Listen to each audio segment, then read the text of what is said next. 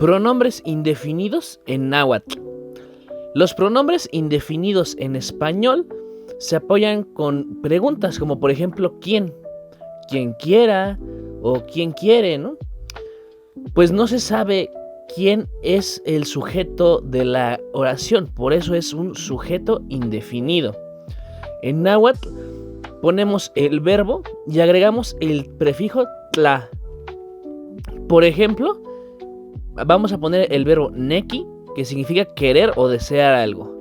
Tlaneki, quien quiera o quien lo quiera, o el que quiera.